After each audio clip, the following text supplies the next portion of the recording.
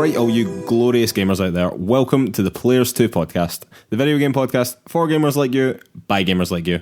You can find PlayersToo on all the social media, that's Facebook, Twitter, YouTube, Instagram, the lot. You can also find our written content over at PlayersToo.com, that's PLAYERSTOO.com.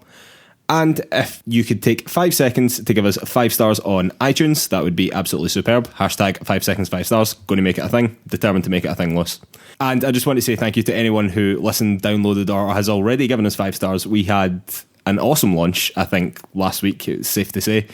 We got on the new noteworthy section of Apple Podcasts, which is totally blowing my mind. And yeah, just a huge thank you for anyone. It really, really helps. And if you can give us 5 stars, well, I know that you can give us 5 stars because you're listening to this. So if you're listening to this, just take 5 seconds to go and give us 5 stars. Hashtag 5 seconds, 5 stars, 5 stars. All right, on to the podcast. My name is Mark Henderson. With me as always, Mr. Lewis Camley. How's it going, Lewis? It's going pretty well, Mark. Really busy week for me, this one. So not a lot of gaming time, but excited to be talking about video games yet again on the PlayersToo Podcast. Well, we were planning on starting by going through the news of the week. However, the news of the week is still E3. E3 is still the news of the week, and mainly a lot of the gameplay coming out of E3 that a lot of the press have got to play. But all the podcasts that you're probably already listening to are going through the big ones. They're going through your Cyberpunks, your Star Wars, your Watch Dogs, all the heavy hitters. So we thought that we'd go through some of the kind of lesser known ones, some of the things that you may have missed at E3 but are definitely worth keeping an eye on. So what we've done here is compiled a big list of games that we thought kind of haven't been talked about quite so much from E3, things that are maybe flying a wee bit under the radar compared to all the big news that's come out of E3, and just wanted to shine a spotlight on them. So, Lewis, do you want to start us off? Yeah, sure, yeah. So one of the first games that I wanted to bring up is something that's actually is due out just over a week from now as we record, and that is The Sinking City, which we've finally seen a kind of substantial bit of gameplay from. So this, if you're unaware of it, it's a new game from developers Frogwares, who aren't super well known maybe. They've made a lot of Sherlock Holmes games, and that will kind of become a bit more apparent as we talk. But so The Sinking City is basically a sort of detective fiction game set in a sort of 1920s Massachusetts, and it's all kind of based in and around the lore of H.P. Lovecraft. So it's got that kind of really weird, dark, monstrous horror thing going on. Yeah, there's fish and monkey people in the game. Yeah, sort of. It's very strange. Creatures kind of coming out of this flooded city. And basically, it seems to be that the main point of the game is simply that you're there to find out what on earth is going on and why the place is flooded and where these monsters came from. I have been kind of loosely aware of this game for quite a long time. It's something that's been oddly kind of marketed at me on Facebook and stuff for a long time, and I'm not sure why. You big H.P. Lovecraft fan? I'm not. I don't know a thing about him really, like other than kind of the overarching wildly racist side of H.P. Lovecraft. Well, that's the thing. No, I don't know much about that side of things, but I just that his kind of creations and those kind of worlds that he's created are kind of interesting and well sort of respected. So the thing that sticks out about it to me is that it looks a lot like a version of like an LA Noire type game, but set in this really different kind of open world setting. And one of the things the developer have been super keen on pushing in their messaging is that there's very little prompts within the game. So I think you basically get your kind of starter tutorial mission, and after that you're just kind of free to explore this whole area, and you'll find clues in different places, and you might stumble across different cases as you go along, but it's not necessarily kind of following a path all the way through. And I thought that for a detective game with a kind of fairly classic like Arkham style detective mode in it is quite an interesting route to take, where you're not just kind of being forced down one channel. Is this something that you've been aware of at all? Have you looked into this game? I hadn't been aware of it until we saw it on the Kind of Funny showcase, was the first time we saw it, and then we also saw it a wee bit on that Nintendo montage, yeah. I believe. No, I wasn't aware of it until then, but it was quite striking when you see it being H.P. Lovecraft inspired. So therefore, I thought it would be quite good as well to highlight it in what we're doing just now as something that's kind of maybe flying a wee bit under the radar.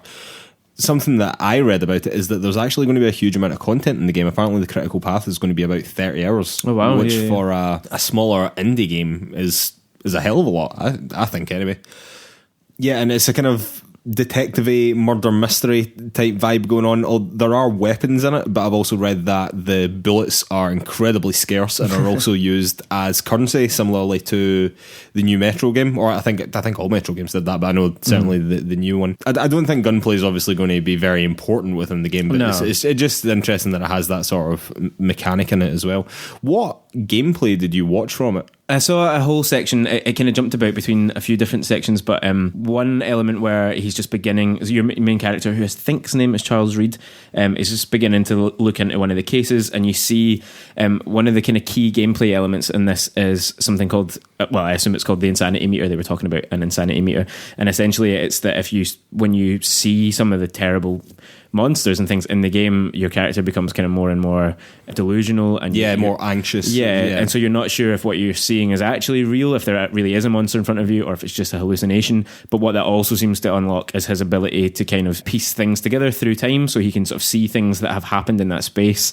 So it might be like a murder has been committed and you're kind of getting this ghostly silhouette-ish depiction of it, which we've seen in loads of games. I don't think that's a particularly new thing, but it's still up to you to piece it all together, and you won't necessarily have all the clues that you need right then. And so that, coupled with the kind of survival horror thing that's going on in it, which is, I think, why bullet scarcity is so important there. That's one of the interesting things. One of the other bits that this gameplay showed is that both like traversal in the city is kind of boat based, and it showed you one really interesting section, and I think it's part of the story rather than something that you can just necessarily do all the time, but was donning like a very old fashioned diver suit with like a kind of restricted vision helmet. So I saw this as well. That was quite interesting. So you were under the city at this point, and apparently there's a lot of the game that actually takes place like in the water in the suit, and apparently that's quite an early mission where you find the parts to get that to build the suit. Oh, amazing. And so you can see in that section that there's these horrible sort of sea creature monster things in the water with you, and you can't look at them too long or your insanity meter will rise. Underwater sections in games are generally sort of bad for one thing, but they can really lend a lot of tension and weight to what's going on, because with a restricted field of vision, because it's murky and it's dark and you've got this helmet on, plus the kind of top world mechanics of having to traverse in a boat, which is always again kind of janky, slow and sluggish, those things all combining could make for a really interesting kind of tension elements within the game, I think.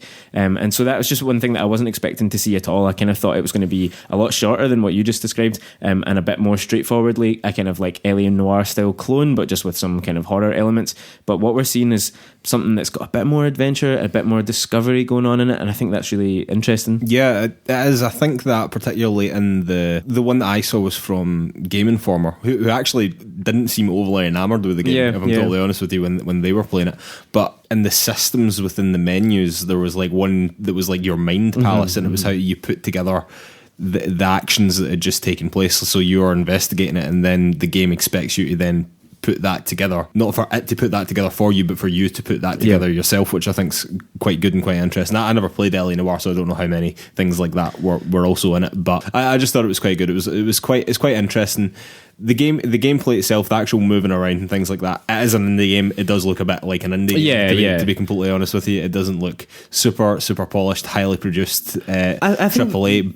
But I actually think that they've done a pretty damn good job, and I'm still keeping an eye on it. I'm slightly less excited about it now, if I'm totally honest with you, than I was previously, but definitely worth keeping an eye on. I think the world looks really nice in it. I agree that I think the kind of character animations and stuff are a little bit kind of lo-fi, like we've definitely seen a little bit PS3. Yeah, exactly. But there's that. I'm not casting aspersions because of that. That's perfectly fine. Totally. Yeah. I think like it's probably not a completely incredible game by any stretch, but I think it looks like something that's quite an interesting thing to lose a few hours to. I'm pretty sure I'm going to pick it up at least for a little while. I might not play it all the way to completion, but I'd quite like to see the world and see what they've done with it.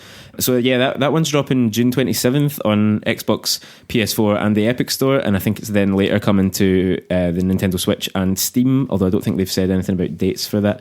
Doesn't feel like a natural Switch game to me, so I think I'll probably pick it up on PlayStation and have a... Does it not? I don't know. I always find the kind of slower paced titles like that kind of work quite well on the Switch. Maybe so. I don't really love the idea of playing horror games on the move, basically. So it's not. It's more of a... It's more of a thriller or less of a horror, I would say. Well, you wait until one of those creatures comes crawling out of the water.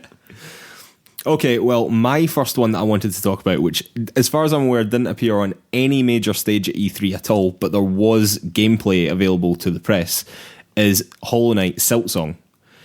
Now, I am not long finished playing the original Hollow Knight, which came out on Switch. Was it late last year, was it? I think it was...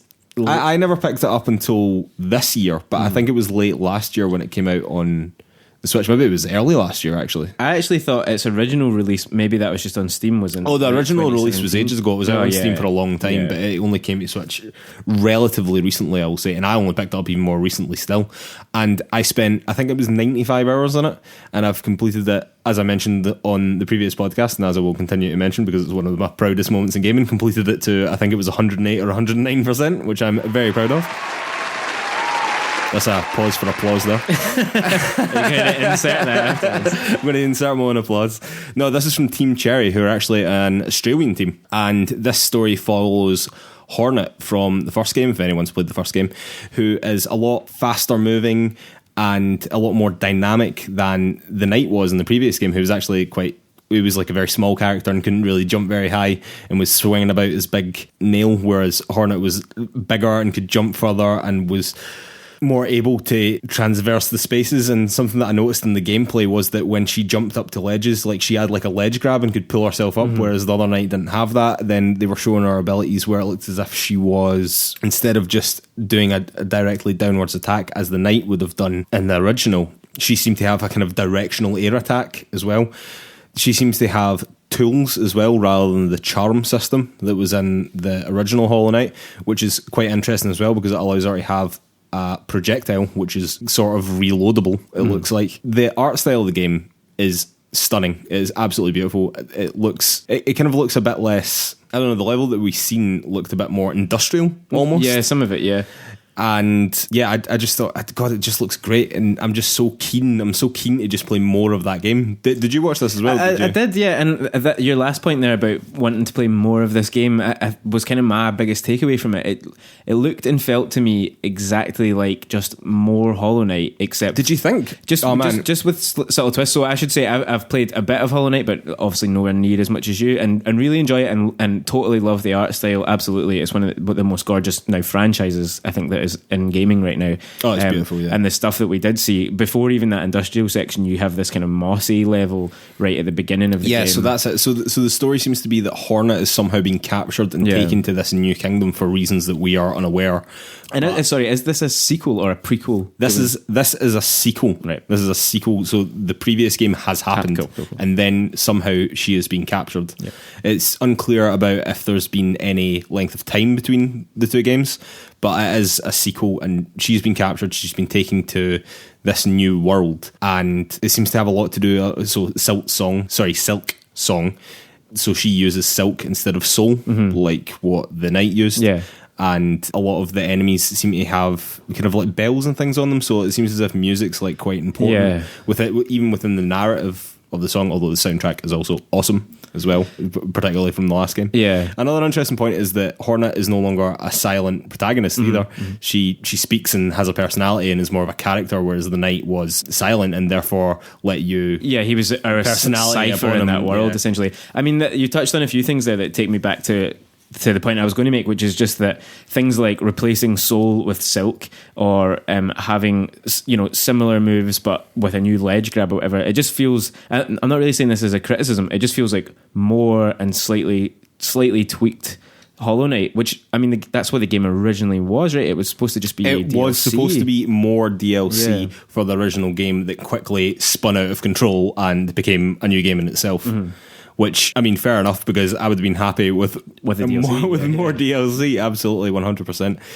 But yeah, I don't know, like, I do kind of disagree, and I'm sure that this probably does come with just me having played more of the game than you. Yeah. But identifying how quickly Hornet moves around and how quickly she swings her sword, and the range of her sword is as well, or nail as it is in the game, how high she can jump, the fact that I think that she can double jump just right off the bat as well.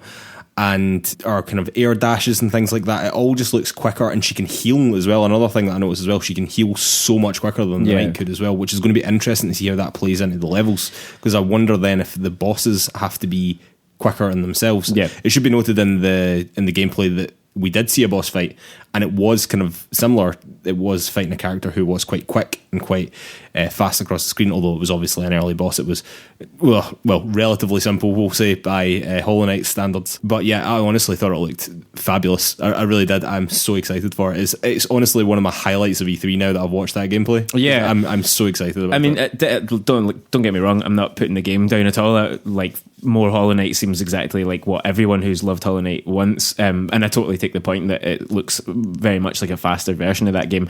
Also, Hollow Knight seems to be, certainly where I'm at least, much more about exploring and kind of finding out why you're in this place and working out what's going on below. You start up quite high and you're kind of descending, whereas in this it seems much more like the opening cutscene you see is her kind of falling off this bridge and landing at the bottom of a thing. So more about so it's escape, the opposite. you know? It's more, exactly. It's more about the escape. It's more about rising back to the top, whereas in the night it was more about burrowing down literally to like the depths of the earth, is kind of how it's portrayed later on in the game. For anyone who's played it will kind of get that, I suppose. But God, it's good. God, I really liked it. I really, really liked it, Lewis, and I'm going to get more of it very soon. They've not put a date on it. They've not even put a year on it, which is slightly concerning. It's just soon at all. Coming soon. Yeah. But I don't know. I thought that what we've seen from the game, although obviously just a vertical slice, just a demo for people to play, I thought mechanically it looked polished. It really does look. It looks like a game that could drop fairly soon, depending on how much of it has been made. Although they don't want to say it, I very much predict we will see it at some point next year. Early or late? Is your prediction? Late, probably. Yeah. If they're not putting a date on it now, I would assume late, to be honest. Fair enough. Let's say October-ish time, you know what I mean? Because they're not going to be competing with the Call of Duties of the world, you know what I mean? They're going to be aiming at a very specific audience, mostly people who played the last one. Yeah. So, yeah, I mean, they'll buy it. I mean, I'll buy it regardless, you know what I mean? Totally, I'll just get to it at some point, you know? I wouldn't be surprised to see it a fair bit sooner than that from what we saw there, but we'll wait and see. And the fact that it was featured in that same kind of show reel within the Nintendo presentation. It was, but it was only a glimpse of it. Yeah, so, you know, there's obviously enough there that people are wanting to be talking about it, so let's hope so. So the next one that I wanted to bring up was Control, which is coming in August this year, so it's another one that's fairly soon. Another one that didn't appear on any major stage so far as I'm aware. That I assume is because it was on PlayStation's the year before. Yeah, so it seems fairly connected to PlayStation, and it might just be simply that they didn't need the E3 marketing boost. They're just going to work on it now. But it was a shame not to see it on any of the stages, because I agree, actually. There's still quite a lot I would have wanted to have seen it. There's still quite a lot of like unanswered questions about it, although Game Informer did have it as their big cover story a wee while ago. So there's information out there, but I think a lot of players haven't kind of got to grips with it yet, maybe. So so I just wanted to bring that up. That some of the gameplay we saw, some of it made me really excited to play it in the way that I have been since I first saw it revealed. One or two things slightly put me off. Oh, really? Yeah. Okay, I'm interested to hear about that, because everything I've seen, I'm thinking, yes, God, yes, give me this game right now. I just don't love some of the design in it. I don't want to. I'm reluctant to start. Love the design? I'm reluctant to start on a negative. We're going to have a falling out list. Well, just there's something about the way that, and so in the demo at various points you see the lead character, whose name I forget, but she's the director of this institute. If you don't know anything about the game, it's the Bureau of Control. Yeah, the Bureau of Control, and you're in this place in New York called the Oldest House or something like that, and it's just this kind of weird building that's gone berserk because something called the Hiss has attacked, and the Bureau of Control investigates supernatural phenomena, and you enter and somehow become the director after the director is killed, and you get this weird shape-shifting gun. You get one gun in the whole game, but it kind of takes different forms. Yeah, it's one gun but all guns. Yeah, and kind of the main thing, if you've never seen anything about this game, is that you've got some sort of supernatural abilities, kind of looks largely like kind of telekinetic abilities.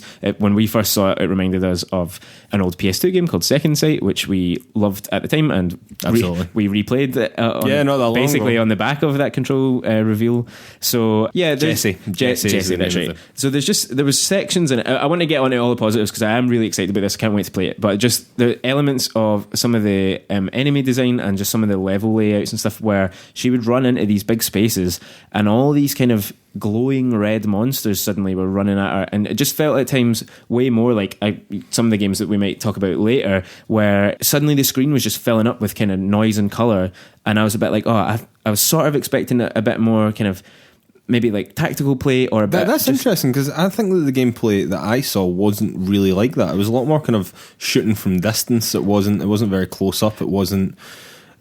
as if you were being swamped by anything. I certainly never felt. Not necessarily swamped. I think that's the problem, is that it seemed like there was only 2 or 3 enemies actually in the space, but they give off this thing aura. It seems like one of the comments on one of the gameplay videos I was watching is that you can use your gun to reduce their health, but you use your powers to reduce their aura, and it's this kind of red glowing aura thing that is around them that seems to be exploding or swelling on certain enemies, and it just felt like it was kind of taking up too much of the screen. And at that point I was like, oh, this is slightly more kind of video gamey than I was expecting it to be. But I still like, let's get on to the positives, because I don't want to be a downer on it at all. Like, this game looks really interesting. One of the most interesting things from the gameplay that I saw was Jessie's kind of internal monologue that she's got going on, I think all the way through the game, which for some reason, I don't really have any justification for it, immediately made me think of Max Payne in the way that he tells his story to you as the audience, like in that kind of hard-boiled way that game has.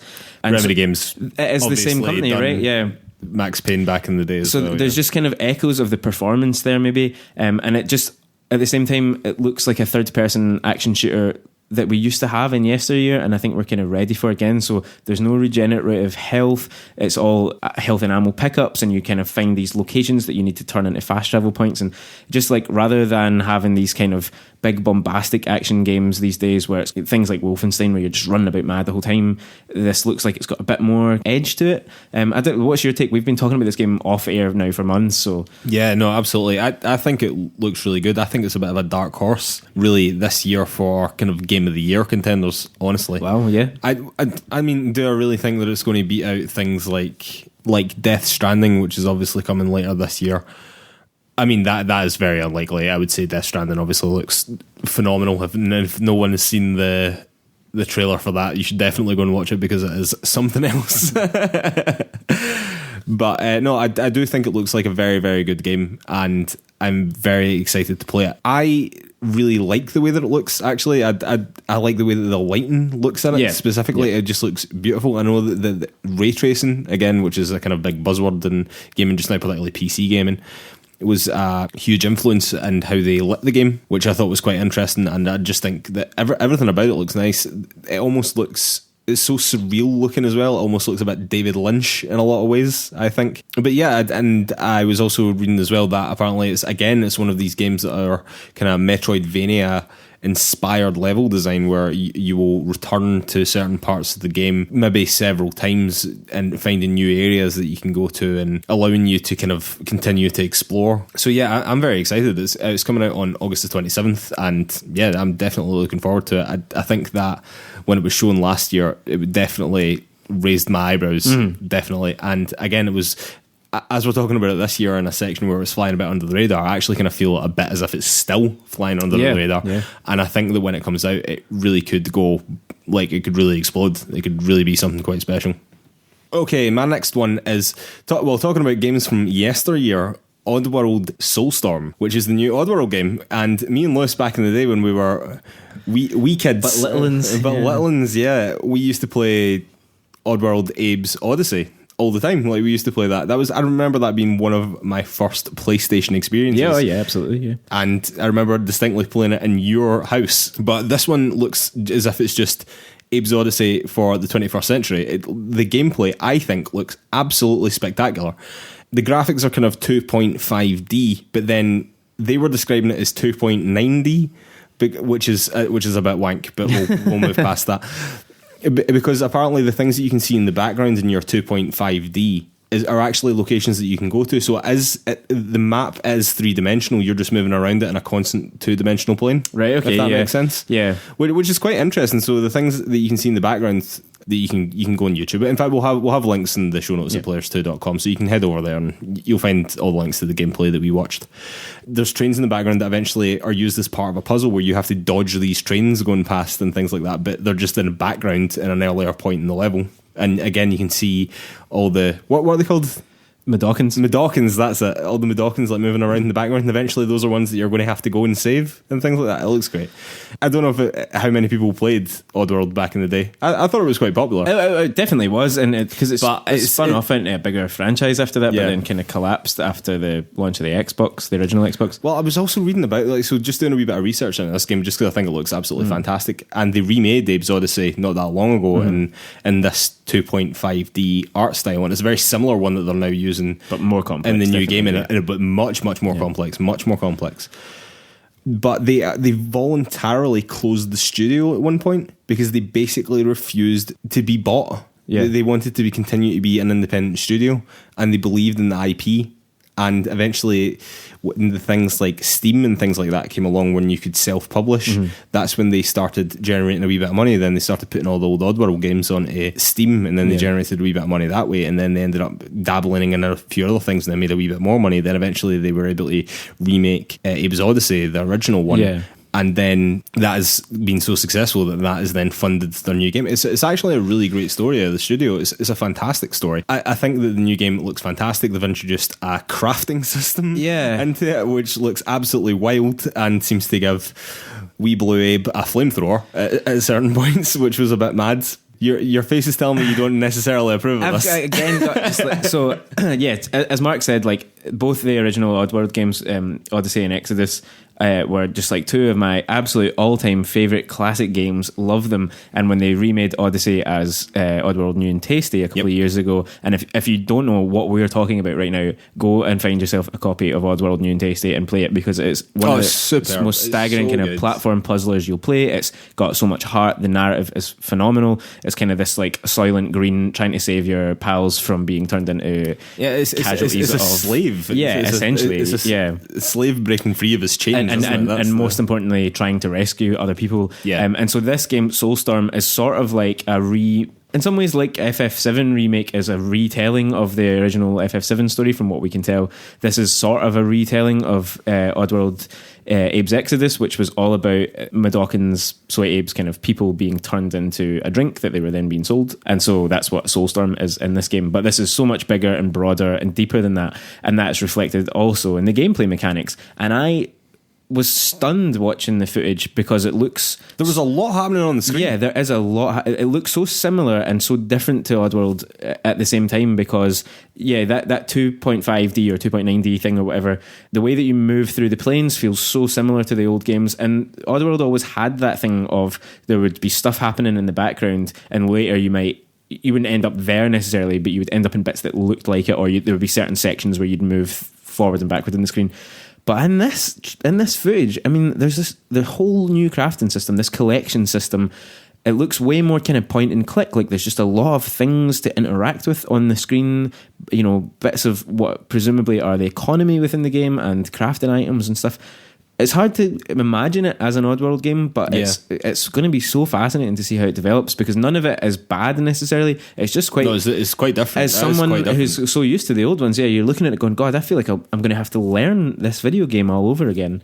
That's no bad thing though, right? No, I mean, hopefully not. But no release date information at all at the moment, I don't think. I think it's coming 2020. I think we know that it's coming in 2020, so I think they've committed to that. But again, not giving it a date at this point, I'd imagine it'd be later in the year. Yeah. But again, thought it looked quite good. Yeah. Thought it looked quite polished from the vertical slice that we've seen. From what we've seen, mechanically anyway. And there was just a shout out as well, there was a really amazing interview in the back end of the Game Informer podcast a while back, that was one of the studio directors from Oddworld Inhabitants, and it was, he was so frank and so honest about what they were doing and why they were doing it, and talking about that kind of stuff about the studio. Definitely check that out if you've got any interest in this game. I think it might be the same guy. It's terrible. I can't remember his name, who was also talking on an IGN stream of the gameplay, which again we'll put in the show notes at PlayersToo.com if anyone's interested in seeing that. But again, it's so frank, directly to the point, completely transparent. Yep. No corporate bullshit. Yeah. Like he was very honest, the guy, and I thought he was really good. So for my next game, I'm going to try and stick to the theme and talk a little bit about the Outer Worlds, which is Obsidian's new RPG coming out in October, I think October 26th this year. I have very, very little experience of Obsidian's RPGs, and particularly the fact that the people who are behind this new game were the original creators of Fallout way back in the day, which is now obviously spun off into Bethesda's kind of mega franchise. This, to me, looks like the game that will finally get me into RPGs in a bigger way than I've ever been. Really? I don't play RPGs that often. I find it quite difficult to sink that amount of time and effort into them. And as I've sort of spoken about to you before with games like Skyrim, I tend to just kind of make my own stories happen and then I forget all about it and I couldn't care about going back. What two things that really interest me about this, other than just like the art style is really nice and it looks quite funny, which is one of the things that those guys do really well. The fact that it's not this enormous, incalculable open world like the Fallout games have become. It instead operates by you entering a spaceship and going to different colonized planets, basically. Yeah, I think but even at that, there's not like an enormous amount. No, I think there's like 4 or 5, maybe. So it's much more bite size. You can explore these worlds in more depth if you want, but there's not a huge amount of landmass to cover, which is always really off-putting about the Fallout games.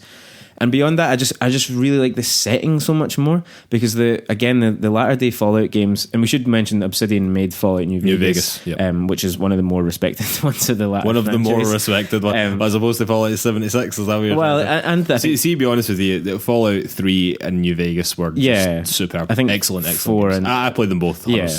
The thing that I like, even we played Fallout 4 not that long ago, and I just find it so hard to get invested in that universe because they introduced all that building mechanic stuff in that as well, and I was just a bit ugh. That's one thing, but I have always found Fallout to be quite a dreary game, quite a dreary world filled with having to just scavenge for stuff all the time, and that's what it's going for. Obviously, I mean, it executes it well, but this to me looks way more interesting as a kind of slightly more vibrant sci-fi world where it doesn't look like everything is just miserable and falling apart and dying, and that there's actually, it's got this kind of narrative thread of these kind of corporations at the edge of the universe. It's like a mega corporation owns the galaxy kind of thing. And just kind of dealing with that, I think is quite an interesting thing, whereas like fighting another fucking toxic mole rat, I just lost interest in that, you know?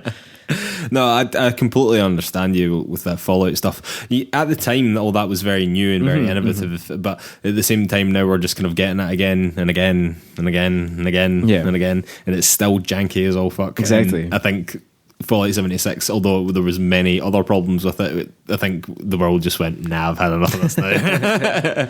Whereas There Are Worlds looks far fresher. It looks like a newer, better take on what a Fallout game can be, or a Fallout type game can be. I shall say that we'll try not and compare it too much to Fallout, but I think they themselves have basically said it's a spiritual successor to New Vegas. Well, absolutely. I mean, the video I watched, which I think was one of those IGN streams as well, they were at pains to explain how their combat system, how it works, and it has this kind of slow down time mechanic where you can shoot certain body parts. But it's not that, but they weren't saying that. It's just like you made the VAT system. Come on. No, but it was kind of, it didn't stop time completely. It just kind of, and be kind of target things a bit better. I'm not sure it was quite, or you can target their right thumb, or like it is in a Fallout game. They said you can get perks and like blind them or make them limp. Or one of the things I was going to bring up about this game was a kind of more narrative point where you can give your character flaws, so you can be like a flawed hero. So one of the things that came out of, I think it was the same IGN stream we must have watched, where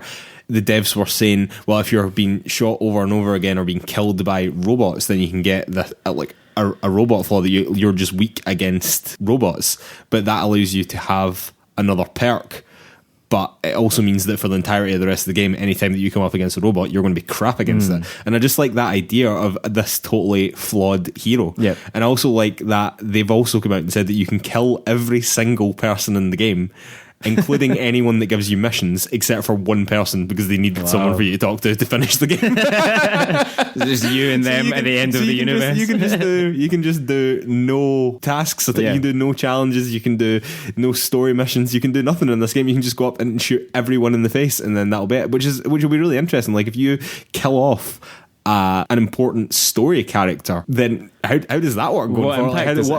What impact does that have? I don't know. I just think that's also just quite interesting. Yeah, and that comes out What did you say? You said the 26th, didn't you? I've got the 25th here. Oh, maybe. Yeah. I didn't have it written down. I knew it was 20 something. So I like that. Just blindly guessing. Yeah. So that's coming out on the 25th. Yeah, I've just checked here. Yeah, I think that looks really good. Again, that's another one that I really think when it comes out, I think it will have a lot of heads turning. They seem to be getting a lot of nods for Game of the Show at E3, like just in those conversations, and that's exciting stuff because it wasn't really shown off in a big way. So yeah, keep an eye out for it, particularly if it's not your type of game. Keep an eye out for it because it might change your mind. Okay, the next one that I wanted to mention was Dragon Ball Z Kakarot. So this is the new Dragon Ball Z RPG, and I watched the gameplay. You're already laughing. Yeah. Lewis, thoughts on the gameplay? I didn't know what I was looking at most of the time. Lewis, not a Dragon Ball fan, ladies and gentlemen. I thought it was... I don't want to steal your thunder, but... No, please. I was basically going to ask you about it. So I think elements of it were really fun and really interesting. It looks... I'm very, very reluctant to use this comparison, but it's just the easiest thing. Like a sort of Breath of the Wild style world, just big and broad and deep and canyons and mountains. And again, the gameplay that I was watching had commentary on it. Again, I think it was from IGN. Again, we'll put all these in the show notes over at PlayersToo.com. And they were really emphasising, the devs were really emphasising how big the world was. Right, they were like, no, this is big, this is really big. And when you were flying around as Goku, it did look quite big and that all looked quite fun and whatever. But then it got into like a fight where he came up to a robot and then he spoke to the robot and said like a couple of wee dialogue boxes to the robot. Mm-hmm. Then it was like cut to black, then battle screen. Oh. And it was all a wee bit weird. And it wasn't like a long cut or anything like that. Do you know what I mean? It just wasn't fluid. It wasn't dynamic in the game. It was like, right, we've spoken to this, we've addressed this enemy, and now we're going to have a fight now. Now this fight is over, and now we're back to the open world. And it was just a wee bit like, oh. I also didn't think that the combat looked as good as I wanted it to. Yeah. I felt similarly about Jump Force, which came out of E3 last year. So I was actually quite excited when I saw Jump Force last year, which is a kind of 3D brawler with all the Shonen Jump characters. And then I saw the combat, then I saw the gameplay, and every single time I saw it, I was just like, that doesn't quite look as good as I want it to, you know? And I kind of felt mostly the same about this. However, I have a huge amount of nostalgia for that particular era of Dragon Ball Z where I used to watch it all the time, particularly even the sagas that they're talking about just now. So this will mean nothing to you, but I'm going to say it because there's people out there that know this. There's people out there that know. It's from the Saiyan saga through to the Frieza saga, at least. That's as much as we know about anyway. And that is exactly the era where I was watching loads and loads and loads of it.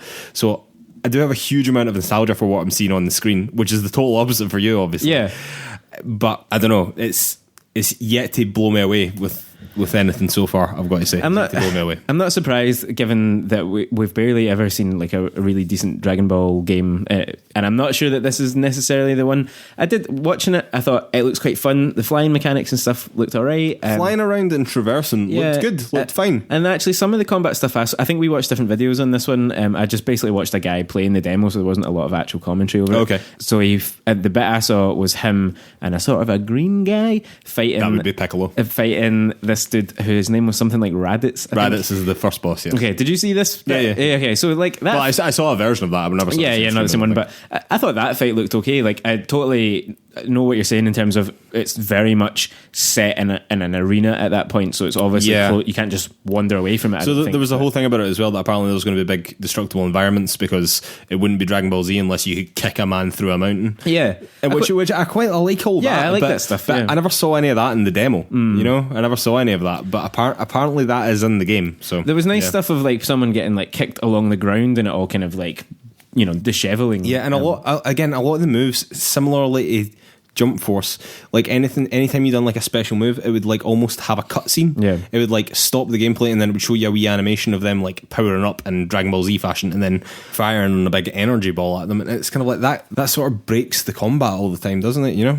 Anyway, I've yet to be blown away by it. Still very much keeping an eye on it. Still very much want to follow what's happening. I really want to like it, but I don't know. The gameplay wasn't as good as what I wanted it to be, basically.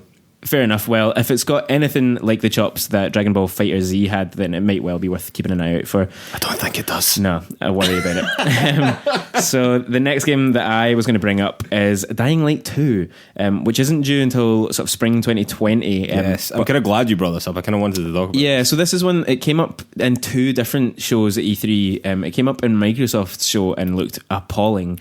It never looked appalling. Well, it looked super boring at that point. It was very generic. Yeah. And when did it come up? Was it Nintendo as well? It came up in Square Enix's conference. And between the two, what we got was a story trailer in the Microsoft conference, which was pretty terrible, I thought. And then in the Square conference, You've been very harsh on that. I just felt compared. So in reality, was it good? No, but it wasn't like god awful. It's just that what we saw last year at E3 was so much more interesting about the gameplay and the mechanics at work in the game. That I will say, it was 100% more interesting last year. And if they'd shown what we saw in the Square conference first, which kind of built on that a little bit and showed a bit of the world in action, I think there would still have been a bit more excitement. But I just thought that story trailer was so boring. It was so traditional kind of video game, angry guy with a secret and I've got to save everyone. And that kind of put me off. But what I would say is that I think the gameplay looks as fun as the first game always looked to me. I always wanted to play it. I never got around to it. But yeah, the kind of free-running parkour traversal mechanics. Apparently they now have double the parkour moves. Yeah, which is great fun. And some of the combat we saw in those trailers where it's a little bit janky, but you're taking this kind of like homemade axe looking thing, just belting people's heads off with it. And one great sequence in the demo where you kind of duck and weave and then he jumps up and catches a bar and just kicks a guy out of a building and you just kind of watch him plummet to the earth. And it was just like really kind of, it looks like you can use the tools of your body and the stuff that you can make in really interesting ways. Well, I don't know, what's your take on it? We don't talk about zombie games all that often. No, we don't, and that's largely because I'm not very interested in them.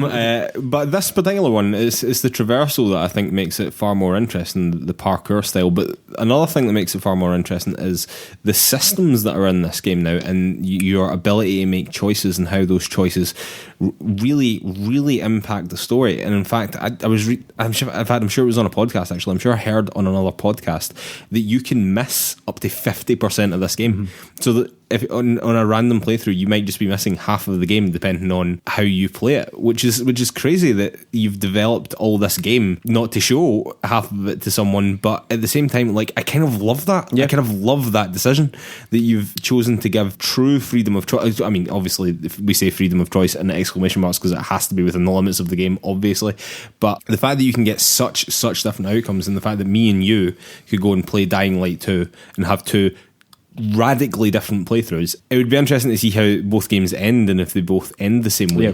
I'm sure the example that I heard was it was something to do with a reservoir, and you could drain a reservoir, and if you drained the reservoir then you get access to this whole other area, and there was a whole other thing that you could go away and do and whatever, and I think you had to kill someone to do that, or maybe you didn't have to kill someone.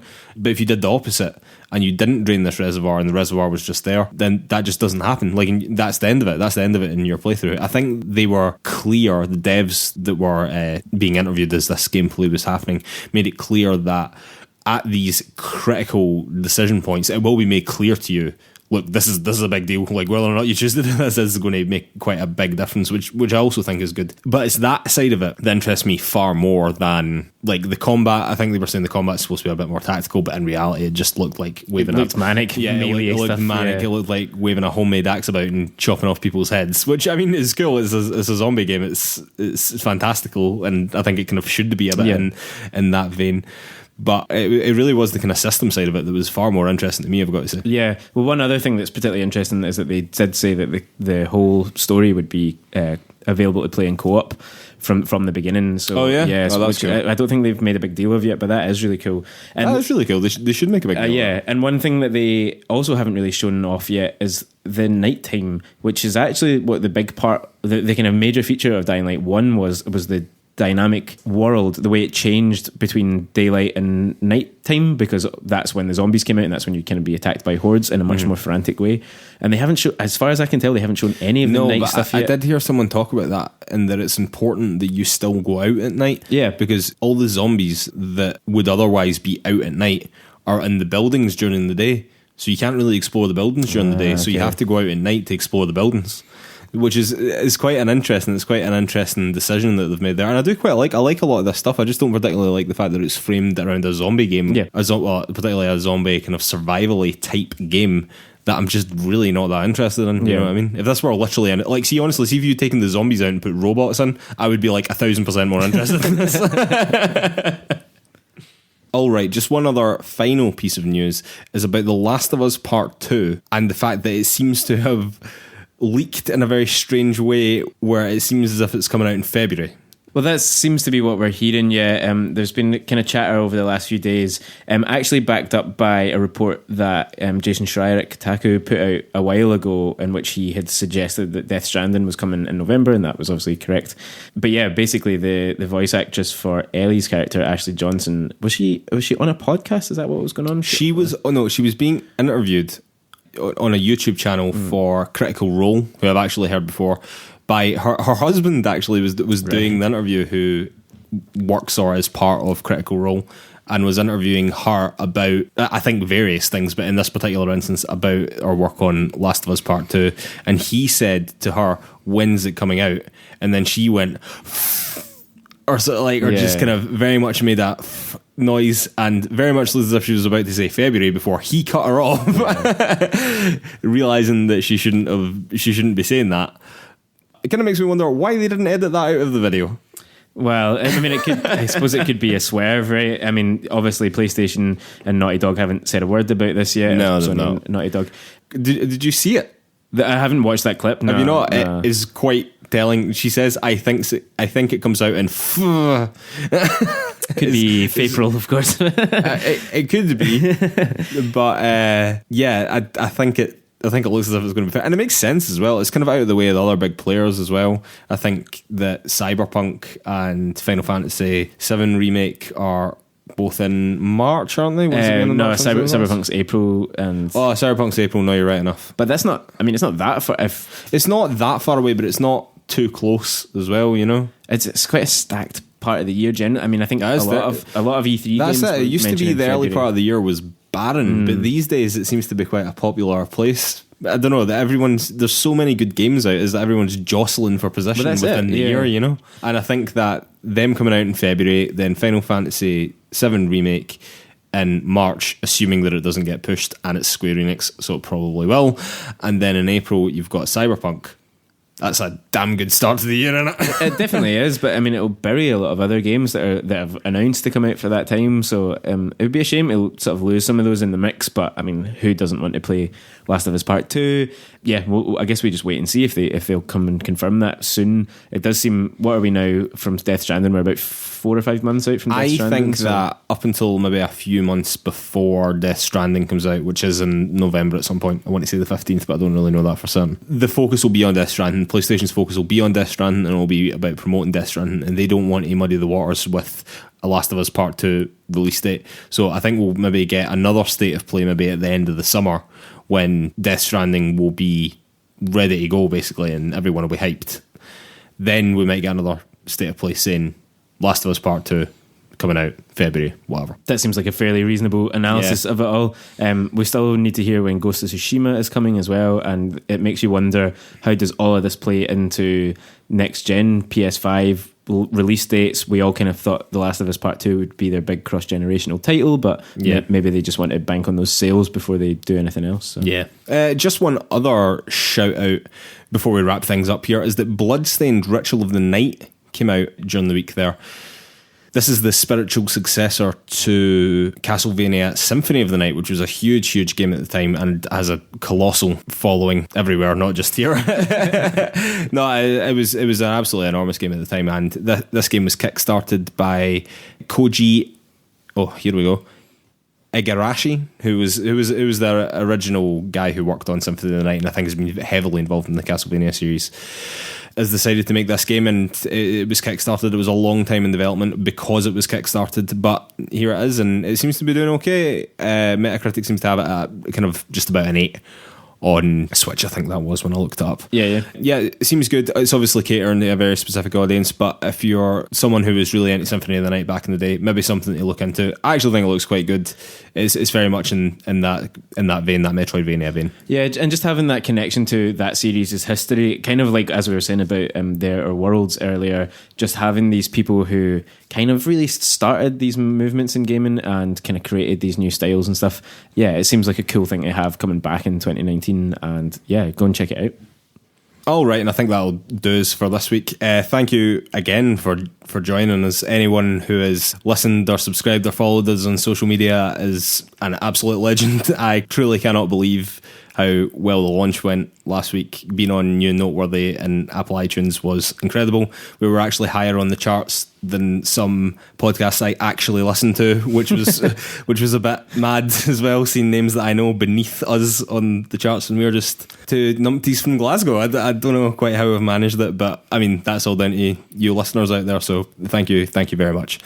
You can find PlayersToo on all the social media: Facebook, Twitter, Instagram, YouTube, the lot, at PlayersToo. Please give us 5 stars on iTunes if you've got a second. In fact, 5 seconds. 5 seconds, 5 stars. We're making it a thing, Liz. I'm determined to make it a thing. 5 seconds, 5 stars. Please head over on I keep on saying iTunes, Apple Podcasts, and give us 5 stars. It really does mean a huge amount. It matters so much for our visibility, and if we're trying to do this seriously, which we are, it really matters a lot. So that would be really great if you could do that. Yeah, and if you do want any more from us in between shows, you can always jump over to our website, which is at players2.com.